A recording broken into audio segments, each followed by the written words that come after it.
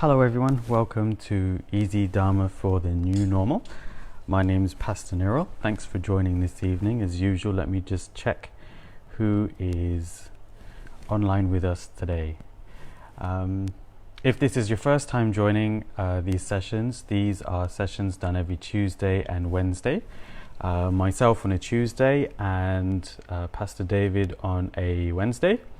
And we will be sharing a little bit of the Dharma with all of you.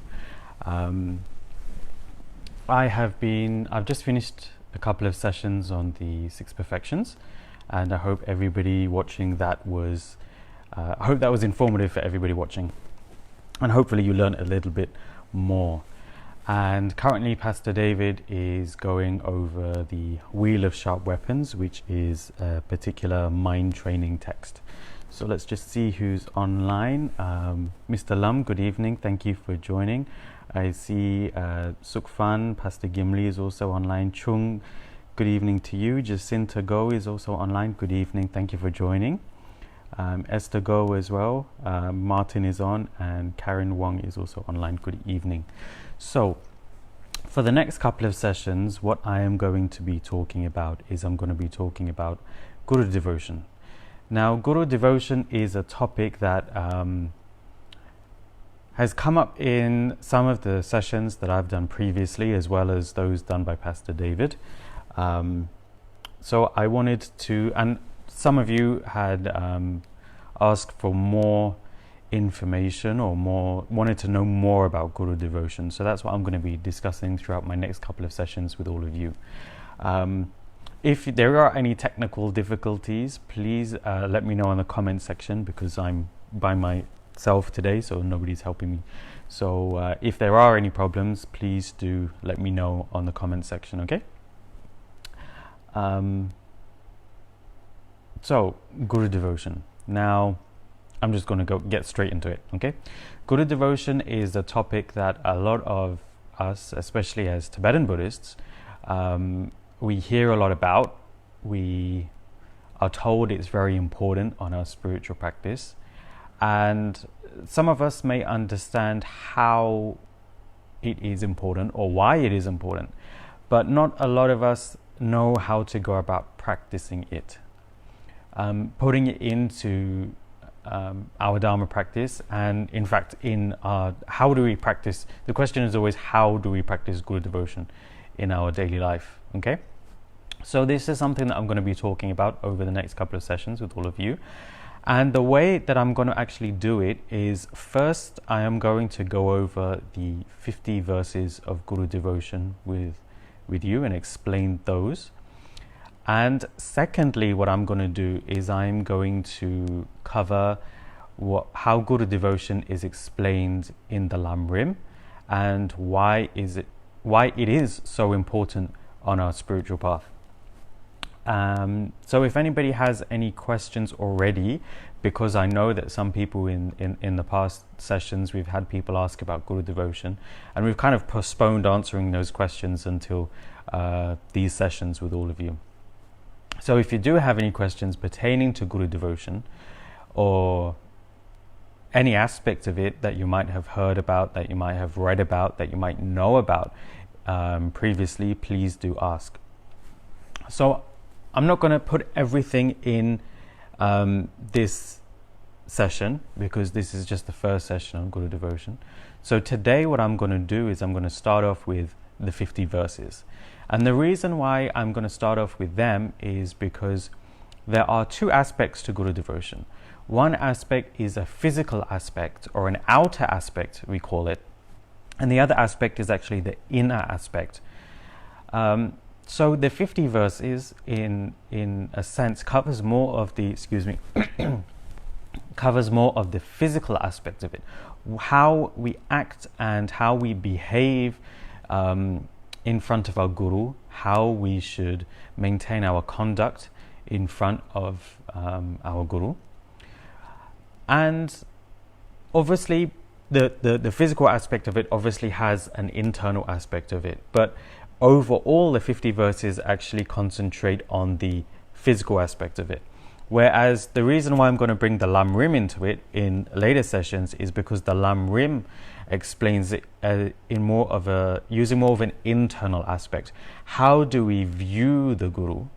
How do we meditate upon the Guru, especially the Guru's qualities, which is something that we talked about in later sessions. So the way I wanted to do this and share this with all of you is come at the topic from the outer physical aspect first, and then move into the inner mental aspect of Guru devotion, you could call it. Okay, let's just check who else has joined us today. David Chu, good evening. Frederick is also online. Keng Hoi, nice to see you again, quite a regular. Sam Fun is also online. Kwan Ming, Pastor Antoinette, Pastor David. Parth is also online. Iman, Kin Ho, Kelvin Tan, hello. Nice to see you again. Good evening to all of you. Okay. So I'm just going to delve right into the 50 verses of Guru devotion. Okay. And the reason, I think the importance of Guru devotion and how to practice it will actually become clearer as we progress and as I share with all of you the 50 verses, and will become even more clearer when we actually delve into the Lam Rim and how the Lam Rim explains it.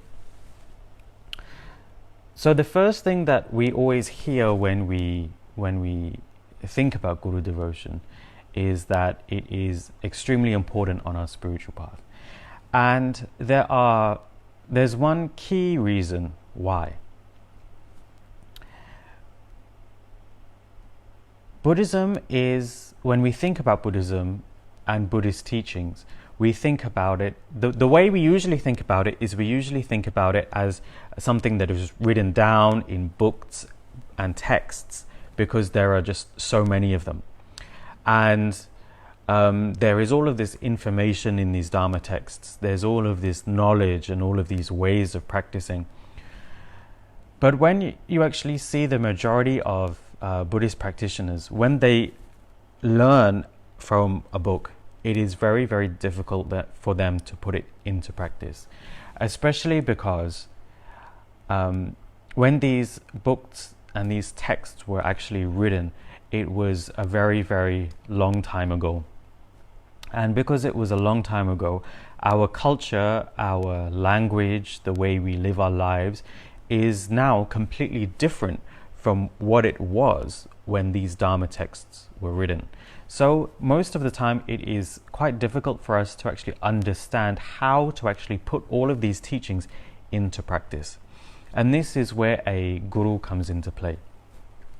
A guru comes into play because here is a person who has actually learnt the Dharma, studied the Dharma, and has actually put it into practice,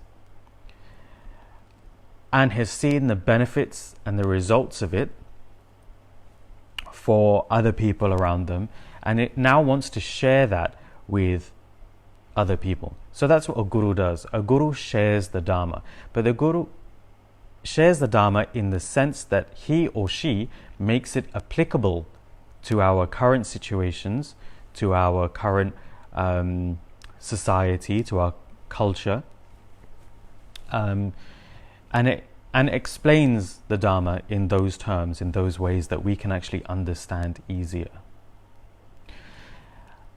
This is one of the reasons why Buddhism is known as a living tradition. I've come across descriptions of Buddhism as a living tradition. That is because the teachings are meant to be practiced in everyday life. Okay? And hopefully that is something that has come across in the sharings that myself and Pastor David and everybody else has been doing with all of you, to make sure that you kind of understand a particular Dharma topic and then know how to put that into practice. So there is also another reason why a guru is very important, and that is because on our spiritual path, it is when we want to affect that sort of transformation within our mind, we actually need a lot of blessings. And these blessings actually come about through our daily sadhana. It can come about through praying to or making offerings to particular Buddha deities. But another way, and one of the most, and probably the most powerful way, is to receive the blessings from the Guru. And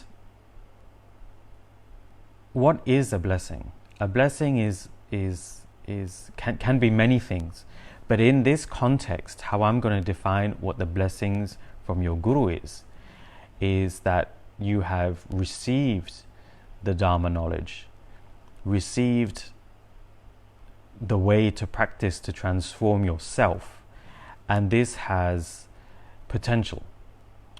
It has the potential to help you make your life better, and this is how I would term a blessing from your Guru. And the question is, where does your Guru get this particular energy, this particular blessing from? And they get it from their Gurus, and their Gurus got it from their Gurus, all the way back up to Buddha Shakyamuni. So the blessings actually come from the enlightened beings and are passed down through the lineage masters to our current Guru. And from our Guru, we receive those blessings. We receive that energy, that potential to help us actually transform our mind for ourselves to become an enlightened being.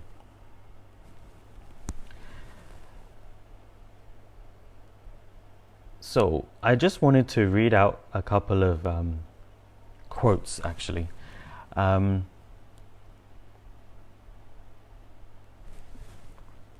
me just quickly find it.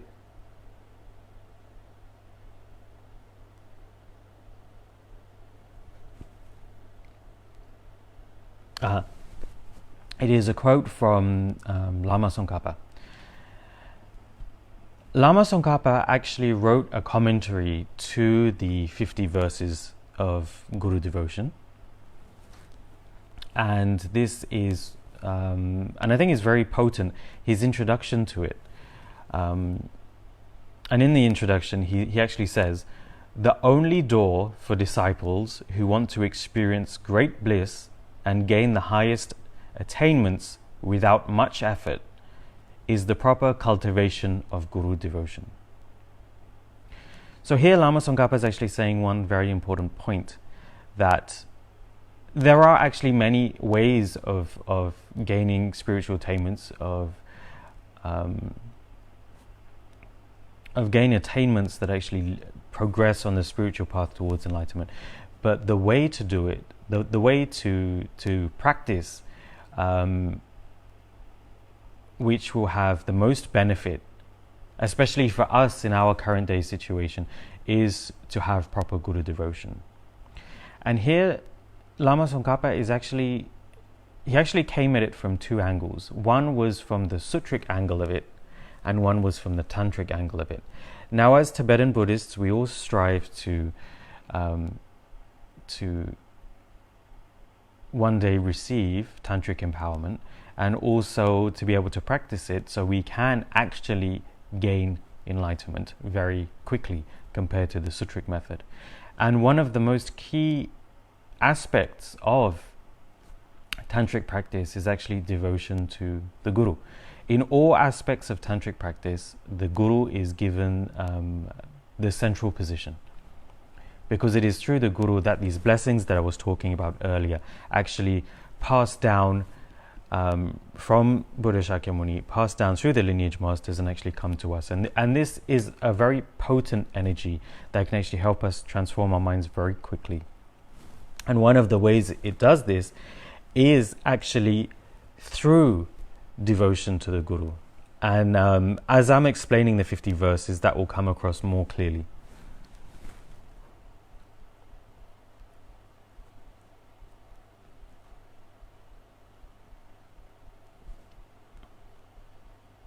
Okay,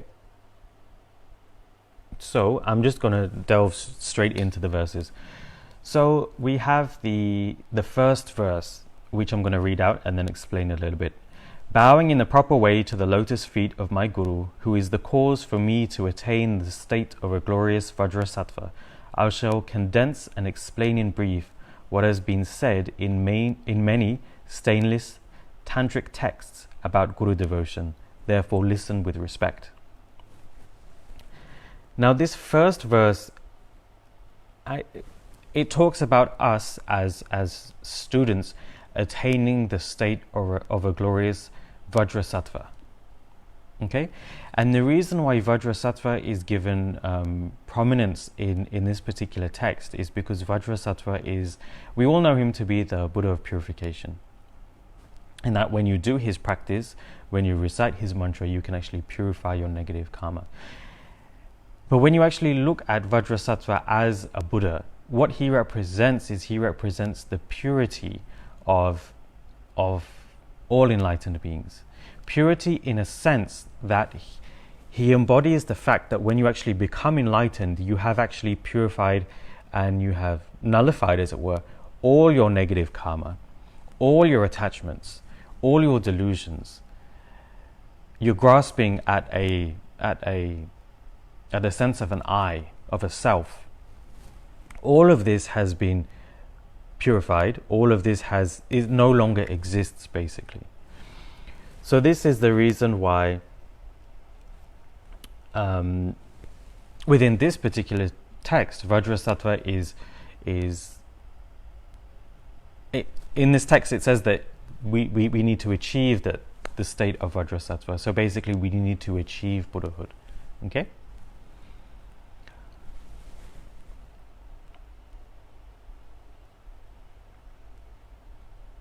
So let me just, sorry, my screen's just gone a bit funny.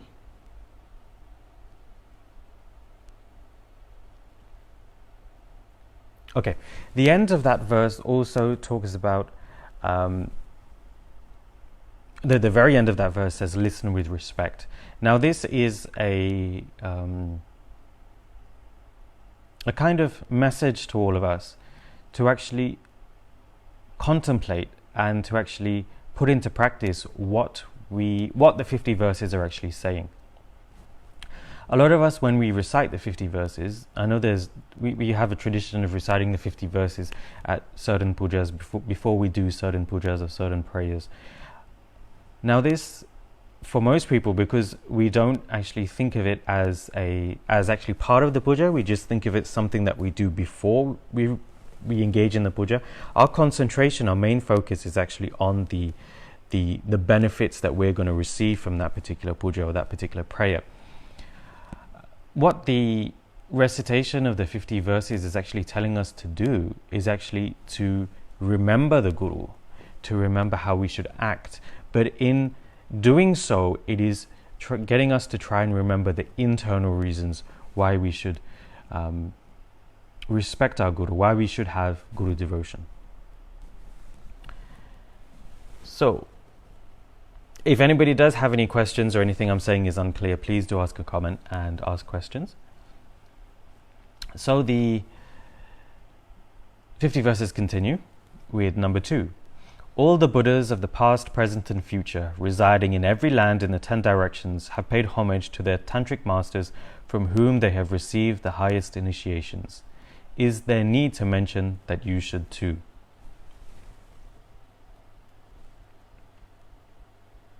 Here this is saying that the way to achieve a Buddhahood and the way to achieve Buddhahood quickly is actually to have Guru devotion. And there is a very specific reason behind it. Your Guru is the one who is supposed to teach you how to behave, on how to change your negative qualities, on how to become a better person. But if you don't have faith and devotion to what your Guru tells you, how your Guru explains things to you, especially when it comes to our mind and our behavior and our conduct, which usually ends up in us actually creating negative karma. if we don't have enough faith and devotion in the Guru as a person, anything he says, anything he does, any of the actions he shows us for us to emulate, eventually we're not going to end up following. Now, when we're new to Buddhism and Buddhist practice, we're told that we should do this or we should do that, we should behave in this way. We see the actions of our gurus and of senior students, and we try to emulate what they're doing to help us to become a better person. But over time, what happens if you do not have enough faith and devotion in your guru, you actually relapse back into your old ways of habit, back into your negative states or even neutral states of being, which ultimately do not lead you along the spiritual path. Whereas if you do actually have devotion to your guru, you anything he says, whether it is how to act or how to behave, it is something that you will naturally do, because you have faith and devotion towards this person who is your spiritual teacher. You know how to explain it. It kind of, you know that what you're doing is good. So then you actually start to actually transform your own mind. Let me give you an example. When you're younger, when as children, when we first come across fire, we don't know what it is. And we usually, try to play with fire or do things with it. Or you see a flame of a candle and all of a sudden there's this thing and it's in front of you as a kid and you have no idea what it is, and your first reaction would be to go and look at it and to put your finger in it and to see what it is. But when you're around your parents, when you do that, your parents would usually start scolding you to not play with fire, to take care, you're going to burn yourself, you're going to hurt yourself. And because you have, even as a child, you will have faith or devotion towards your parents, because they are the ones who are bringing you up, they are the ones who are keeping you safe, they are the ones who are feeding you, they are the ones that are giving you what you need as a child. You have a devotion to your parents when you're a child. So when they do this, and when they tell you not to play with fire, even if you haven't burnt yourself yet, it kind of gets into your head, oh, you know what, my parents told me I shouldn't play with fire, so I'm not going to play with fire anymore. Obviously, in some cases, some people do get, as children, some people are rebellious and they do obviously burn themselves or what have you. But in general, most children do have that sense that if a parent tells you that something is wrong, then you don't usually, as a child, you don't usually go and do it because you know it is wrong to do it. Similarly, I'm kind of using that as an analogy to actually explain what guru devotion is about. A guru knows what is good for you, what is bad for you, and can explain that to you in ways that you can understand. So if you have faith and devotion to your guru, you will actually take that knowledge that the guru has imparted to you and actually put it into practice to actually transform yourself to become a better person. So this is something that this particular verse is talking about. Another important thing and you're probably thinking, some people think you've got all these Buddhas, they didn't need their gurus. Look at them now, they're Buddhas, they don't need their gurus. They're bodhisattvas, they don't need their gurus. But actually, even when they achieve enlightenment, the importance of a guru, of a particular, of anybody, whether you're a practitioner, whether you're a bodhisattva, is actually exemplified in iconography of some of these gurus.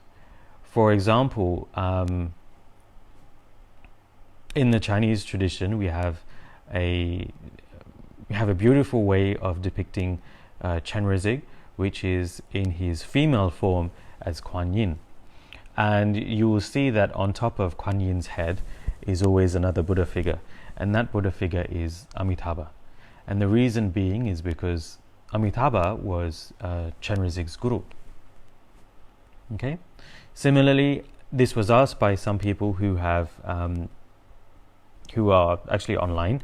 Somebody asked me somebody asked Pastor David, why is there in White Taoist practice it is said that you visualize an Amitayus figure on top of White Tara.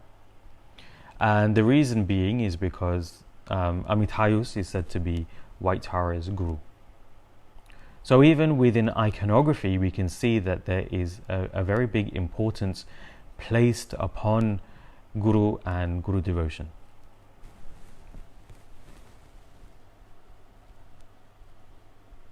So I'm going to carry on with the next verse.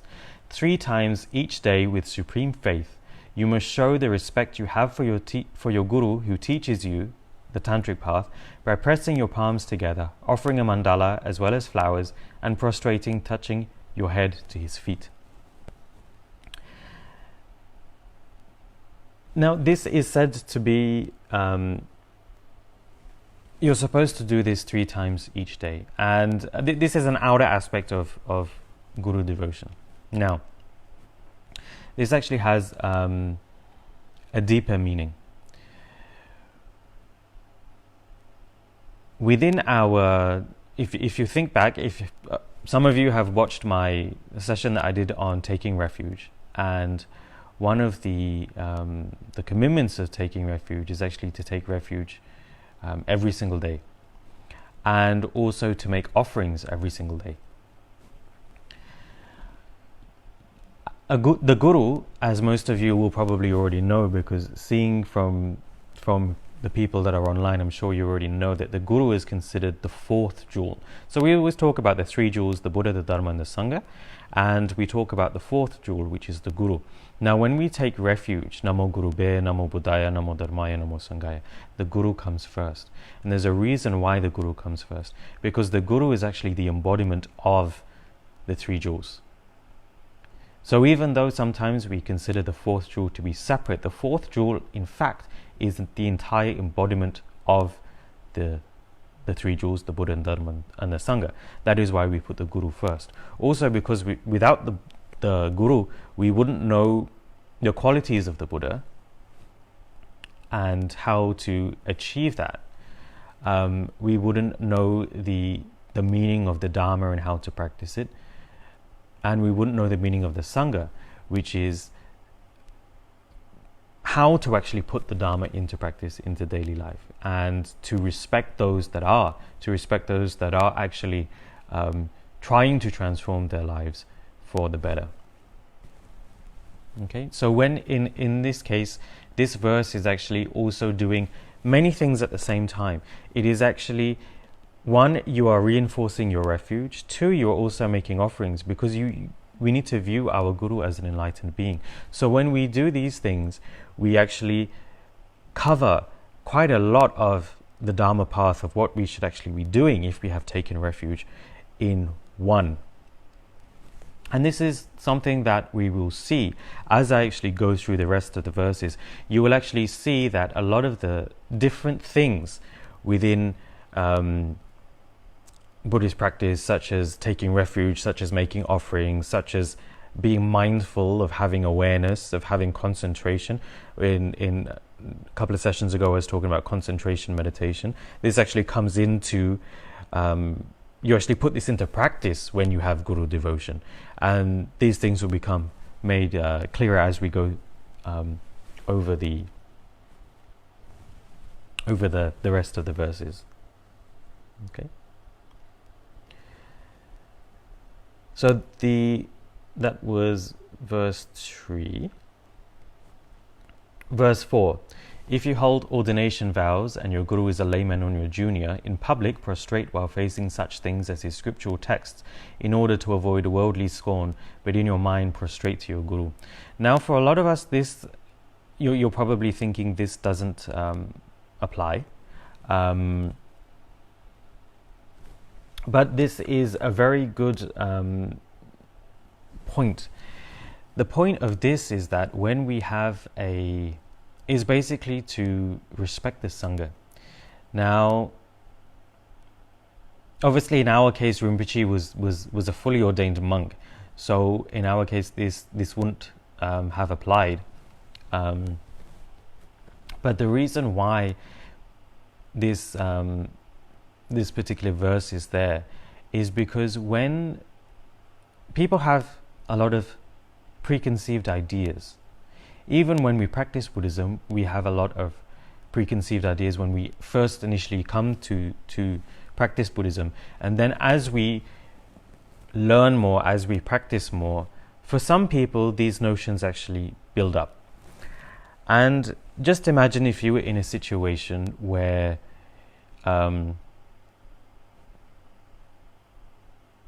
your guru is a layperson, and and as a monk or as an ordained person, you are prostrating to a layperson. Now, from both sides of the student and the guru, this is actually perfectly acceptable. This is perfectly acceptable because it is what guru devotion. It is a show of guru devotion and of respect. But from other people who may view this, may have a different view. They would think, why is an ordained monk, a member of the Sangha, prostrating to a layman? Now, when they think in this way, what happens is that they automatically, in their minds, the importance and the sanctity of the Sangha basically diminishes. So this verse is actually telling from the outer aspect of it, okay, to make sure that the Sangha is well respected because it is one of the three jewels, and to make sure that people don't have any wrong views about the Sangha. I hope that's clear. If that's not, please let me know in a comment. I have no questions so far. Okay, but I have seen some more people join. Muntang has joined. Good evening. Ramesh is also here. Pastor Shin has joined. Callista is online, and Vivian Hoare is also online. Thank you very much for joining these sessions.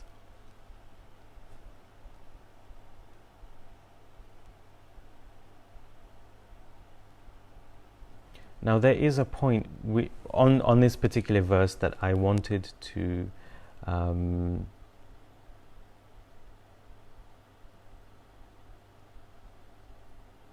let me just find it. Okay, now within the commentary to this, even though the verse says prostrate to his scriptural text, to your guru's scriptural text, or maybe even a statue or things like that for an ordained person, if their guru is a layman, what they're actually visualizing is their guru.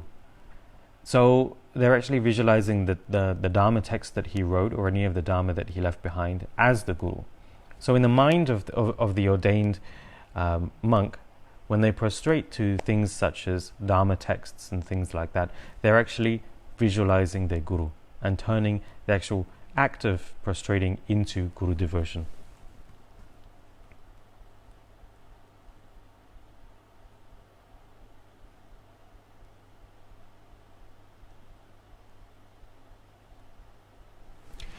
And this is exemplified within a story between two very great Indian masters, Chandrakirti and Chandragomin. Okay, so I'll just read out this particular section.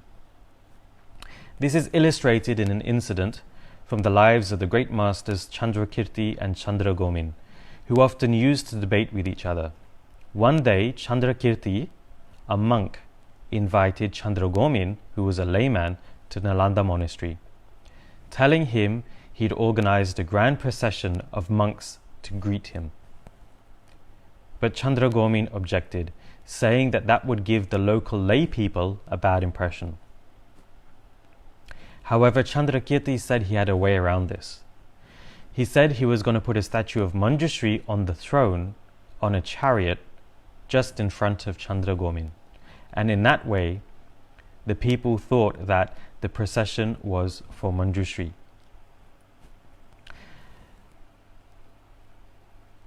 So here we can see that the procession was actually for Chandragomin, but in order to not confuse the local community, or not to kind of put down the Sangha in any way, they put a statue of Manjushri in front of Chandragomin as the procession was led in. Now, if you know about Chandragomin and Chandrakirti, it's not something I'm going to go into here, but these two were two of the greatest masters within, especially within our lineage, because a lot of our teachings actually stem from these two great masters. But one was a monk and one was a layman. Okay, so I've seen Sharon Ong has also joined. Good evening, thanks for joining. So move on to verse 5. As for serving your Guru and showing him respect, such as obeying what he says, stand up when he comes in, and showing him to his seat. These should be done even by those with ordination vows, whose gurus are laymen or their juniors, but in public avoid prostrating and unorthodox actions such as washing his feet. Now this is similar to the verse that I just explained, and actually it isn't that different from what we do normally. I don't know what the schooling system is like in Malaysia, but or in other parts of the world, but when I was growing up, if your teacher entered the classroom after the students, and the students were all sat at the desk, you would stand up as a mark of respect. Standing up when you're seated is a physical mark of respect you do to somebody who you consider to be either your teacher or even your senior. And obviously you wouldn't sit down until the person who you're respecting has sat down. One thing that's mentioned in this particular verse is unorthodox actions such as washing your guru's feet. Now, this actually stems from Indian practice. On the physical body, the feet are considered the lowest part, and they're considered the lowest part and the most dirtiest part. The reason being is because in ancient India, when it was quite dusty, when people traveled, their feet would obviously get quite dirty, especially if they're wearing things like sandals or slippers. A lot of the masters in India didn't even wear slippers or sandals, so obviously their feet would be quite dusty. They would be quite dirty from traveling. So when you would see your guru, especially when your guru would arrive to wherever you are, whether it is at your home, if you were inviting your guru to your house, or even within the monastery, one of the first things that you would do is you would wash his feet. Now this was more than just an act of cleaning your guru's feet. It was actually an act of devotion, because touching somebody's feet within Indian culture is a very big sign of respect and reverence and devotion, because it is the lowest part of a person. So when you wash your guru's feet, it is a very big mark of respect, as well as obviously helping your guru to keep his feet clean from all the dirt and the dust from traveling or just from walking. But in most countries and places now, such actions would actually be considered unorthodox. I mean, you wouldn't necessarily do it.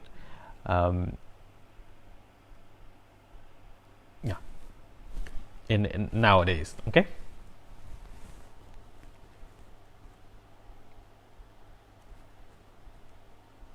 So we move on to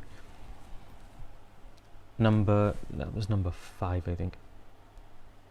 We can move on to number 6. In order for the words of honor of neither guru nor disciple to degenerate, there must be a mutual examination beforehand to determine if each can brave a guru-disciple relationship.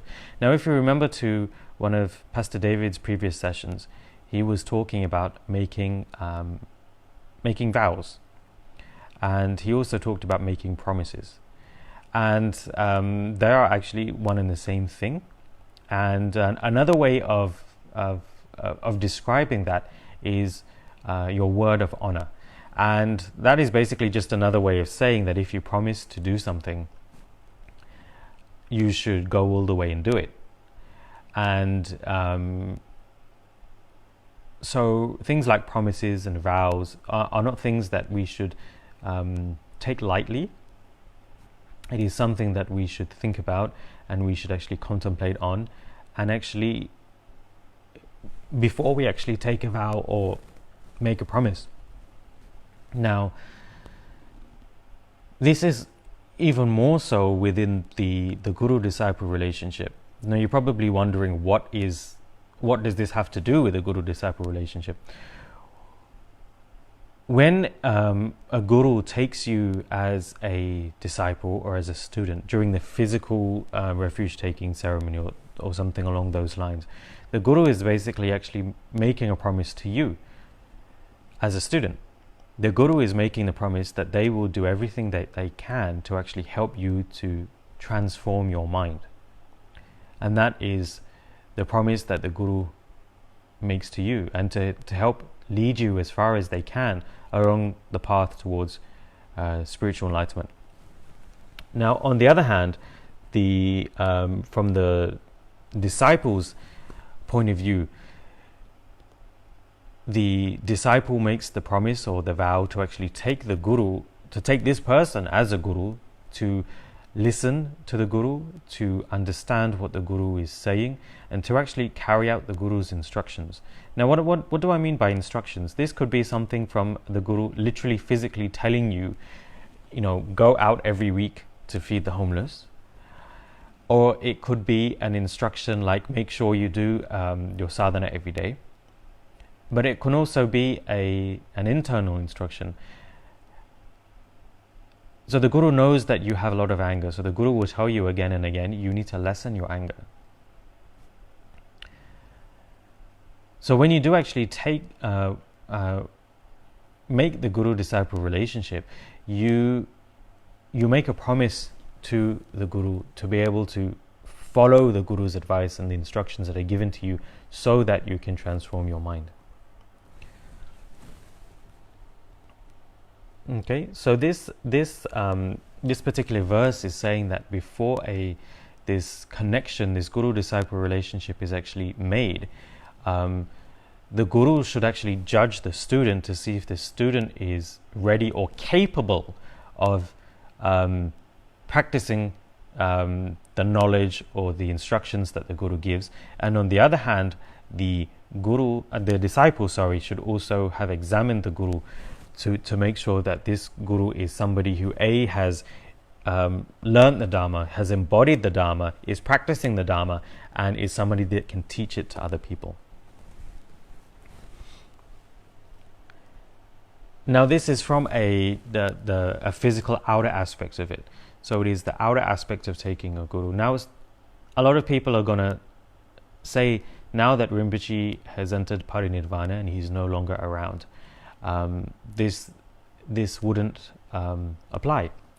Now, a lot of you watching this are students of Rinpoche already, or consider yourself to be students of Rinpoche.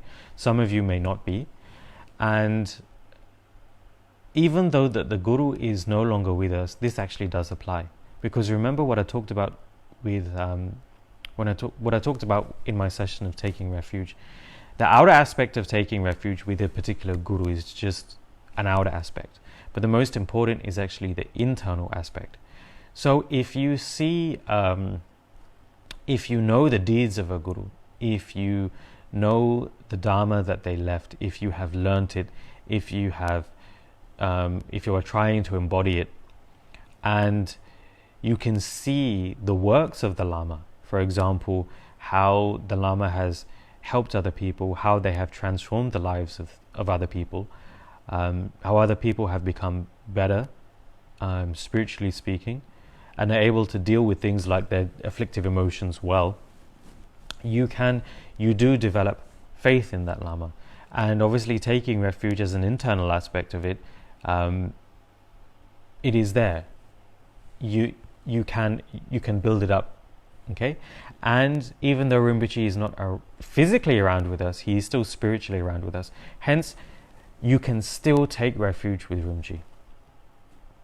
Okay, to create this connection, to create that guru-disciple relationship, even though he's not physically around. And this is something that is being explained in many texts, and is one of the main points that is mentioned within the Lamrim, especially within Pabonka Rinpoche's Liberation in the Palm of Your Hand. When it comes to the Guru devotion section of the Lamrim, this is a point that the Pabonka Rinpoche actually stresses strongly. It is the guru-disciple relationship is not something that is made or bound by a physical a physical ceremony. It is an internal feeling. It is an internal devotion that actually makes a real guru-disciple bond.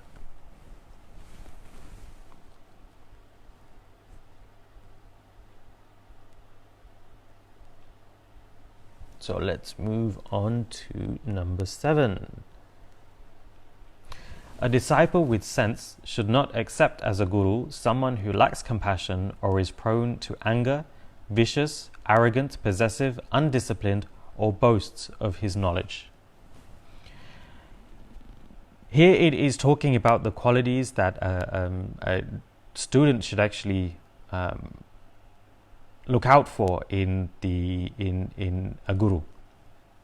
So it gives some.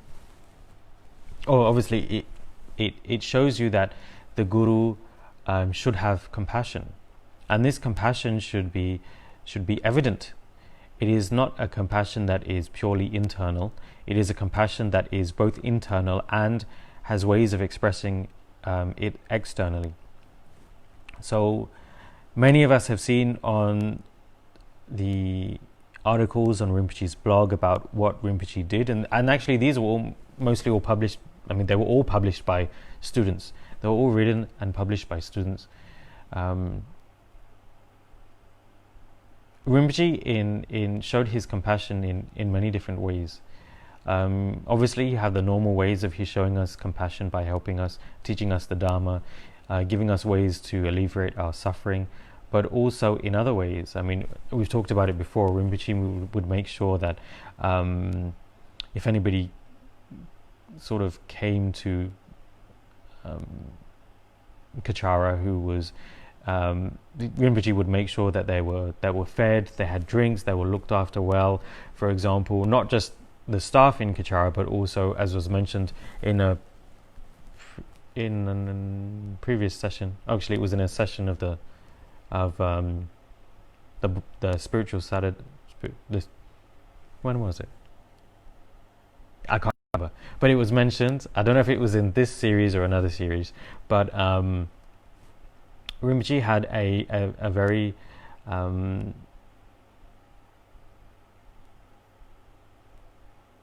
if anybody came to Kechara, whether you're staff, whether you're contractors, whether you're security, Rinpoche would make sure that you were fed, that you had enough to drink, that you were okay physically, that you were in good health. This is one way that Rinpoche showed that kindness. Another way that compassion. Another way that Rinpoche showed that was also taking care of all the animals within Kechara, within KFR. Not just the animals that you know about, such as the birds in the aviary, or Rinpoche's dogs, or even or even the dogs of students, but also insects. Rinpoche would regularly have me and Beatrix go out and recite prayers to bless and feed insects within Kechara Forest Retreat, because, as you all know, we are in the middle of a jungle. So Rinpoche actually showed his kindness and compassion in many ways, whether that was physically doing something, providing sustenance for humans or animals, or whether that was more of an emotional aspect, helping people overcome any negative qualities, or work out or overcome any of the traumas that they had in their lives. This is all something examples of how Rinpoche showed his kindness. But another big way in how Rinpoche showed his kindness and compassion is samrinpoche.com, is Rinpoche's blog. And the reason I say that is because Rinpoche spent hours and hours and days, sleepless nights, working with the writers to get out articles, to be able to, have it online and ever ready for somebody to just go if somebody needs something, if somebody needs to work through something, they just go and they click a button and they can find something that can actually help them on the blog. And a lot of the Dharma institutions out there actually charge for this. They charge for sadhanas, or getting certain teachings on various topics and everything. And this is something that Rinpoche didn't want. Rinpoche was sharing. He said we should always have compassion when it comes to the Dharma, so we should always give it as freely as possible. Even though, yes, there are instances, yes, we do have overheads of running KFR, yes, we do need help with many different things, as all Dharma institutions need. But Rinpoche said the reason why we're here is to share the Dharma, so we must always compassionately share it with as many people as we can. And hopefully that's something that us as Rinpoche students who have benefited from his knowledge are doing. We're trying to share it with all of you. And this verse also talks about certain qualities that your guru should not have. The guru should not be arrogant, should not be angersome, or should not be vicious, or possessive of items, or undisciplined. Rinpoche was none of these. Rinpoche was, and I keep talking about Rinpoche because obviously Rinpoche was my guru. So I can share my experiences with you, and hopefully that if you are students of Rinpoche, that can give you more faith. Rinpoche was not an angersome person whatsoever. If he did show wrath, it had a very specific meaning behind it, and it was for a very specific person to help somebody in a particular way. Rinpoche was not possessive of anything. There are many times that if you had ever come to Ladrang when Rinpoche was here, Rinpoche was constantly ordering things, constantly telling students to go and buy things, constantly telling us to get things or prepare things. But they were never for Rinpoche. They were always for somebody else. Rinpoche had, whether it was things like food, whether it was things like electrical equipment. One thing that Rinpoche loved to do is make sure that staff within Kechara had what they needed to do their job well, because Rinpoche knew that everything that we're doing is to help another person. So for example, if Rinpoche was there was once when I just joined Ladrang that Rinpoche just asked someone to go out and buy 5 phones. Five new phones. And I thought, what does Rinpoche want with 5 new phones? Well, then when Rinpoche got it, he literally just kept them on his shelf in his room. And over time, if he heard that a Dharma staff had their phone was old or was broken or wasn't working properly, he would just take it from the shelf and go, here you go, here's a new phone. And the reason Rinpoche did this is because he wanted people to have as much as they needed to be able to practice the Dharma. And obviously for Dharma staff to be able to communicate with other people, to be able to do their work, having a phone that worked was something that they needed to do their work well. Rinpoche was constantly looking for various statues of various enlightened beings, and would invite a lot of statues. And on the outer appearance of it, you would think that Rinpoche was just collecting statues, and he was quite possessive of these statues. He actually made sure that they were, they had all they were cleaned well, or they were beautified, they were filled with mantras, and he would keep them. And for most people, especially when I first joined Ladrang, I was like, wow, Rinpoche's got all of these statues, and he's got, 2 rooms, and in these rooms he's got all of these statues, and they're everywhere. And then it was only then that I realized that what Rinpoche actually did was he was keeping these statues for actually people who needed them. Because at certain times in our lives, we do need blessings. we do need the blessings of the Buddhas, of the deities, for many different reasons. And Rinpoche would keep these statues in his room, and he would bless them, and he would consecrate them, and he would make sure that they were energized as highly as possible, so that they were actually full of blessings. And then when he knew that somebody needed a particular statue or a particular energy in their life, he would gift them a particular statue, to help them in their Dharma practice, so that it could be put on their altar, so that they could worship it, to venerate it, to make offerings to it, to actually create a stronger connection between that person and that particular Buddha.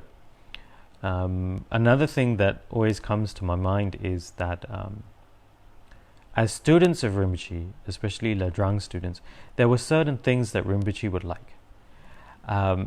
As in personally like everybody knows, I'm sure everybody knows that Rinpoche liked Bigfoot. So students, as an offering to Rinpoche, because it's something that Rinpoche would like, would get little figurines of Bigfoot, small figurines, Bigfoot figurines, anything to do with Bigfoot, or gift Rinpoche Bigfoot items, Bigfoot paraphernalia, because they knew that was what Rinpoche liked. And the students did this because we actually realized that Rinpoche didn't have anything. He didn't keep anything for himself. So we wanted to give him something that he liked, so that he could have something. Okay, it was a show of appreciation. But even in those cases, Rinpoche, even though he kept them and then he did appreciate what we did for them, if he knew that a particular person liked a particular was interested in a particular topic, or to make them think deeper about not just Bigfoot, but to make them think deeper that there are actually other sentient beings out there, apart from the ones that we usually can see and interact with, and for the student to think about these sentient beings and to think about them more, he would even give some of his figurines to them. And that was a whole thing that Rinpoche did to help that particular student to actually realize and understand that sentient beings are more than just the ones that we can see, such as humans or such as animals. There's a whole, the whole range of beings out there that we might not necessarily know about or think about when it comes to Dharma practice. So this is something that Rinpoche liked doing as well. Rinpoche was very simple. He didn't have very many things, and what he did have, he usually gave away. Rinpoche was extremely disciplined. Actually, one thing that comes across a lot is that Rinpoche had a way of explaining the Dharma which was unconventional. Because he explained it in a way that we could understand better, using examples and things that people can relate to easier. A lot of people thought that Rinpoche was a kind of a rogue within the Tibetan Buddhist scene, that he wasn't very traditional, and that he wasn't keeping his discipline very well, because he would say certain things or express the Dharma in ways that people hadn't expressed before. And this view is actually extremely incorrect, because Rinpoche was extremely disciplined. Rinpoche was extremely disciplined when it came to doing things like his sadhana, doing things. I'm just giving an example of how Rinpoche was disciplined, okay? How Rinpoche would make sure he did his sadhana, how Rinpoche made sure that offerings were made on the altar, how Rinpoche made sure that anything to do with the Dharma items, statues, books, Dharma texts were well taken care of. Even in the way that Rinpoche behaved, he followed the monastic code of conduct, or the Vinaya, to the letter.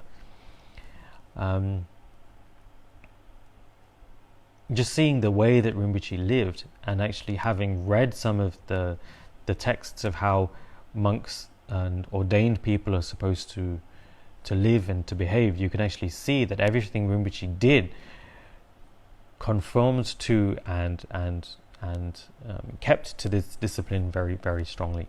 So these, I sidetracked a lot.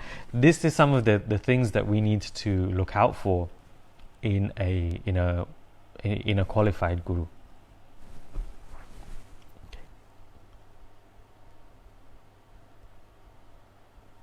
Okay. Actually, I've just realized that it's actually 10:30 already. So I've been talking quite a bit. I've only just managed to finish verse 7. So what I will do next week is I'll continue on with this, going over verse 7. I mean, from verse 8, sorry. I have seen some comments. Hopefully I can see all of them because my screen has gone a bit funny. Sharon Ong says, Rinpoche has given mobile phones to staff to help those who needed phones for their work well. Yep. Very. It's something that he used to do often. It wasn't just mobile phones. It was things like computers. It was. I remember one time when I was talking about computers and Rinpoche. One time before I came to work in Ladrang, I was based out of Kechara House, and there I was working as part of the education division. So a lot with Pastor Adeline, and a lot of the time the main project that we were working on was actually developing a education system, especially in regards to children and children's Dharma classes. And so obviously there was a lot of work that needed to be done on a computer.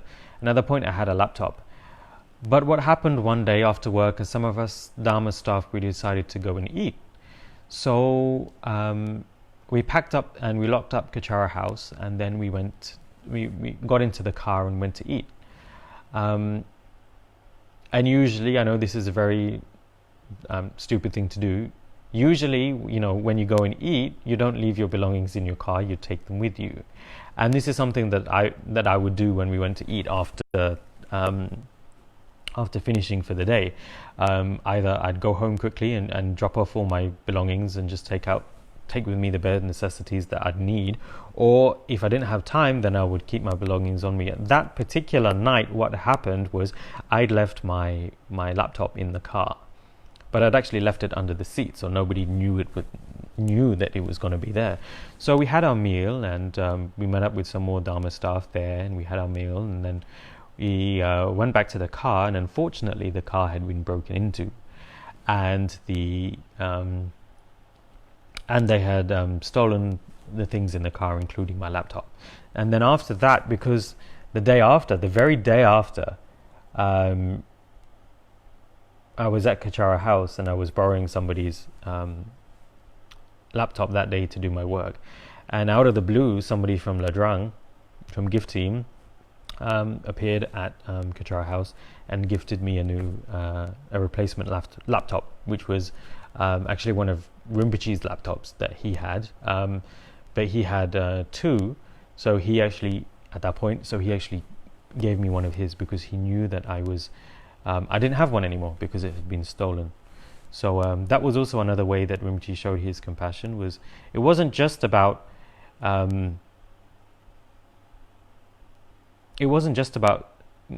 giving me what I needed to do my Dharma work. It was also because Rinpoche felt sorry that I had something stolen. So because he had it spare, that's what Rinpoche did. He gifted me a laptop after mine had been stolen.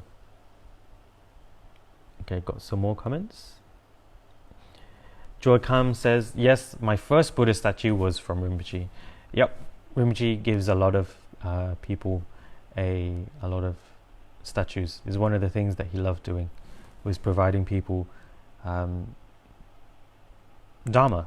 And obviously a Dharma statue, a Buddha statue is something that provides people with Dharma, because it provides them with a focus of something that they can make offerings to, something that can generate merit for them.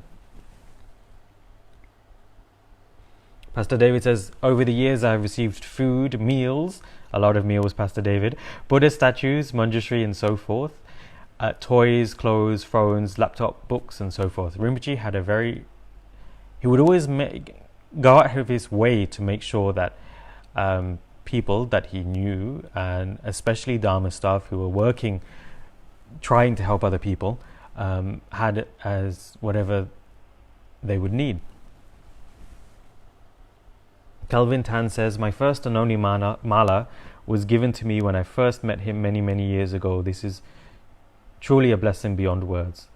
And also two very, very precious things that left a major imprint in my mind. So that's Kelvin's experience.